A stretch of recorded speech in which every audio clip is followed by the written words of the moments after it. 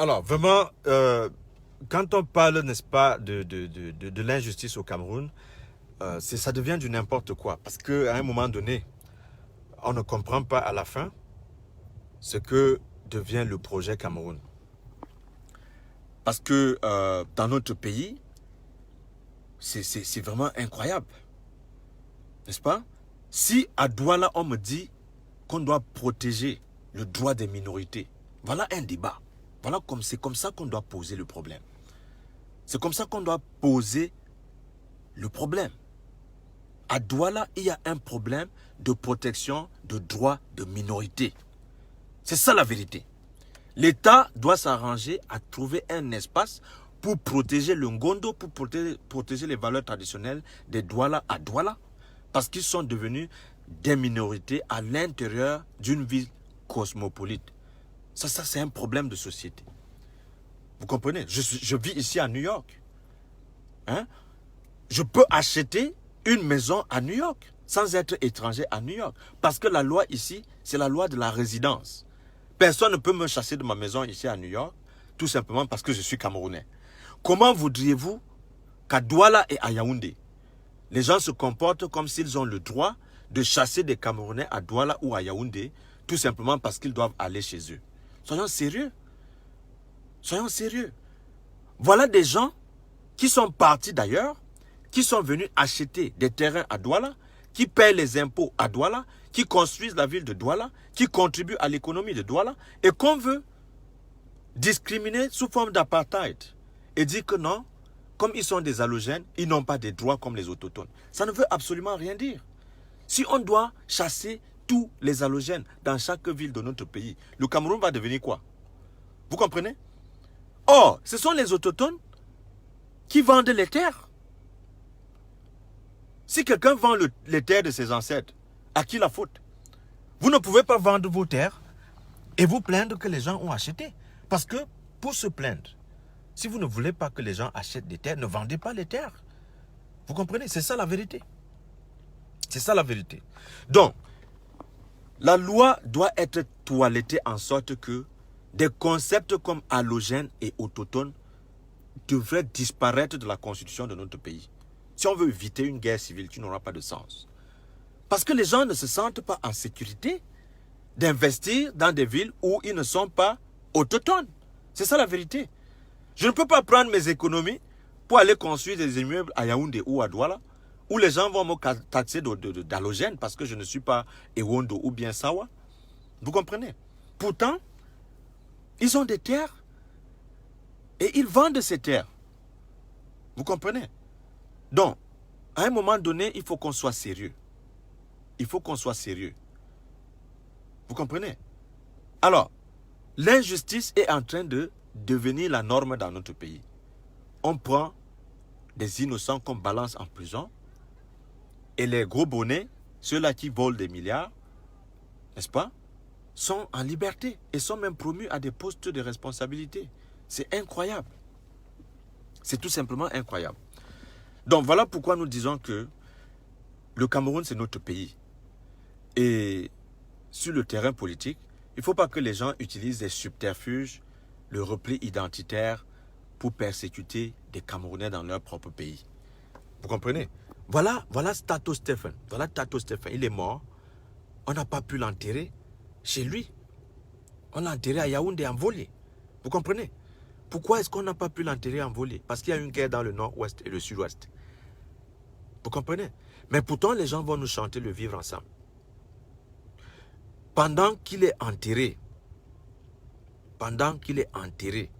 à Yaoundé, les Roger Mila étaient en train d'applaudir les clés des maisons qu'on leur avait offertes. Vous comprenez? C'est terrible. C'est-à-dire que voilà des gens à qui on a promis des maisons 30 ans plus tôt. On attend le décès du capitaine de l'équipe nationale pour aller prendre les maisons qu'on a appelées les maisons sociaux, quelque chose, les maisons sociales, quelque chose de ce genre. Les logements sociaux, voilà. On prend des logements qui sont supposés loger des gens qui n'ont pas les moyens de se loger et on remet aux lions indomptables pendant qu'un autre est décédé dans des conditions incroyables. Voilà le pays dans lequel nous vivons. Alors, tout le nord du pays est dans un chaos incroyable à cause de la guerre contre Boko Haram. Le pont vient de lâcher là-bas. La délégation qui était de ce côté a même fait l'accident. Vous comprenez? Voilà autant de situations. Le pays est en train de se détruire. C'est-à-dire qu'on a l'impression que le Cameroun est en train de cesser d'être le Cameroun que nous connaissons. On organise les élections régionales dans les conditions que nous connaissons. Les gens sont aux États-Unis pour dire qu'ils ont boycotté les élections, alors que c'est le même Frundi qui, en 2013, avait annoncé le boycott pour aller aux élections plus tard.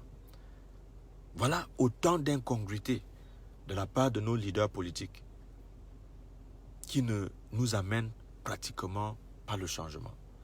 Nous ne disons pas ça pour dire que nous avons toutes les solutions.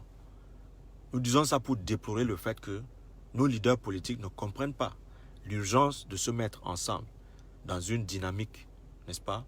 Dans une dynamique de pacte républicain, dans une dynamique de convergence de forces de l'opposition pour donner une chance au changement au Cameroun.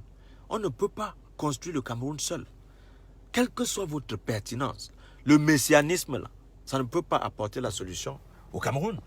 La preuve, lorsque nous voulons montrer au peuple que nous sommes les seuls à apporter la solution, cela ne consolide que le pouvoir de Paul Biya à Yaoundé.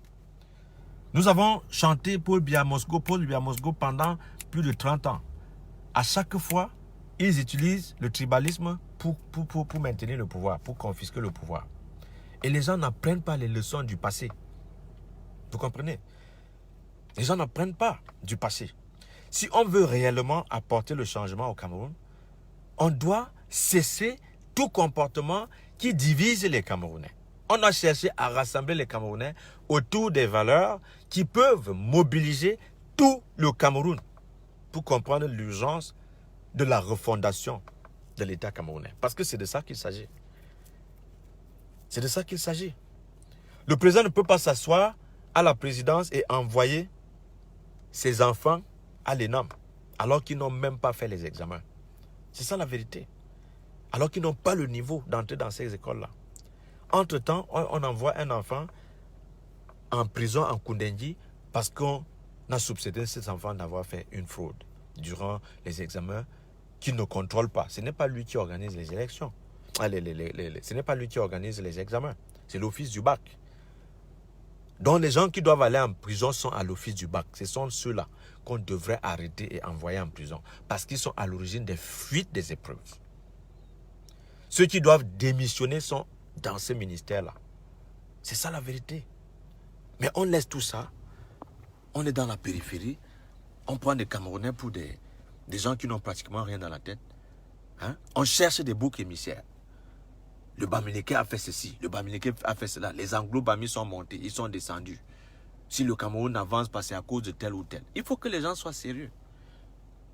Hein? Qui est au pouvoir depuis 1982? C'est Paul Biya. Qui a institutionnalisé la corruption au Cameroun? C'est Paul Biya. Qui refuse de signer le décret d'application de l'article 66 dans la Constitution qui garantit, n'est-ce pas, qui garantit, n'est-ce pas, le fait que les responsables du gouvernement doivent déclarer leurs biens. C'est comme ça. Comment est-ce que vous pouvez contrôler les gens qui ne déclarent pas leurs biens? Si vous êtes sérieux, que vous luttez contre la corruption et que vous laissez des responsables politiques ou administratifs prendre le pouvoir sans avoir déclaré les biens, comment est-ce que vous allez vérifier leurs biens? Sur quelle foi? Sur quelle loi? À base de quelle loi? Il y a une loi depuis 1996. Son décret d'application n'existe pas. Ça ne gêne personne. Mais le président a pris toute la peine de modifier cette même loi-là pour avoir l'éternité au pouvoir. En 2008, en février 2008, il a changé la constitution pour se maintenir au pouvoir. Voilà la guerre dans le nord-ouest et le sud-ouest. On n'y a pas de solution. Personne ne veut trouver l'urgence d'installer un dialogue national qui puisse, n'est-ce pas, mettre fin à ces conflits-là. on continue à naviguer à vue, on continue à donner l'impression que le Cameroun est un et indivisible. Si le Cameroun est un et indivisible, pourquoi est-ce que dans la vallée du Thème, un Bamileke ne peut pas acheter des terrains là-bas? Vous comprenez? Le Cameroun est un et indivisible. Vous ne pouvez pas dire aux anglophones que le Cameroun est un et indivisible. Vous prenez le pétrole chez eux. Et quand on revient dans la vallée du Thème pour donner la possibilité à ceux qui ont les moyens d'exploiter les terres là-bas, vous dites non, non, non, non, non. Ici, la vallée du Thème, on ne peut pas vendre les terres comme ça. Ça, c'est vendre le patrimoine, ainsi de suite. Pourtant, nous exploitons le pétrole dans les zones anglophones depuis que... Mais on veut vendre aux anglophones un Cameroun un et indivisible. Pendant ce temps, on se comporte comme si nous étions des colons dans ces zones-là. On envoie des soldats tuer des gens. Vous comprenez? Soyons sérieux. Soyons sérieux. Ce que nous sommes en train de faire, nous allons nous retrouver dans une situation impossible à contrôler. Les gens sont passés à la CATV, nous donner les garanties qu'il suffisait d'envoyer le BIR là-bas et le problème devait être réglé. Ça fait la 4e année. Le problème est là et s'aggrave chaque jour. Avec le coronavirus que nous avons maintenant, les caisses de l'État sont vides. Et la guerre ne fait que continuer. Les tensions ne font que se multiplier. Les tensions intercommunautaires existent. Au lieu qu'on essaie de trouver une formule républicaine qui soit capable de mettre la paix au Cameroun, on continue d'antagoniser les groupes interethniques. Le Cameroun a plus de 289 ethnies. Alors, si on ne voit pas le fond du problème, pour continuer à manipuler les gens, dans un contexte où il n'y a plus de confiance entre le peuple et le gouvernement, on est en train d'enterrer l'avenir du Cameroun. C'est ça la vérité. Et lorsque les gens vous disent que nous ne pouvons pas continuer à ce rythme-là, ils sont taxés comme les ennemis du Cameroun, alors qu'ils n'ont pratiquement rien à perdre dans ce conflit. Si nous nous lançons dans une guerre civile, nous serons partis pour une guerre de plus de 50 ans.